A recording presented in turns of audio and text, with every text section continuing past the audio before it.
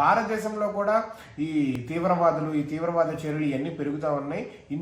Every Indian ఆలోచించుకోండి, చూడండి మీ చుట్టూతో ఎటువంటి సస్పీషియస్ యాక్ట్స్ జరుగుతున్నా, మీ దగ్గర ఎటువంటి డెమోగ్రఫిక్ చేంజెస్ చూస్తున్నా, మీ దగ్గర ఎవరు కొత్తగా కనిపించినా అండ్ డౌట్ఫుల్ గా ఉన్నా, వీ డోంట్ నో ఎక్కడ ఏం జరుగుతుందో.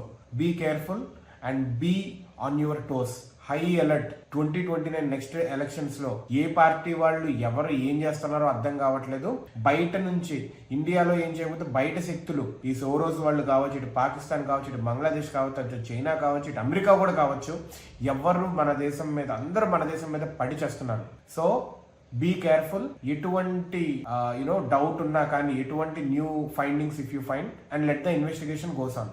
యాక్సిడెంట్ లో చచ్చిపోవడమే ఘోరం అనుకుంటే, బాంబ్ బ్లాస్ట్ లో చచ్చిపోవడం, కాక్రోచ్లో చచ్చిపోవడం అనేది ఇంకా ఘోరం.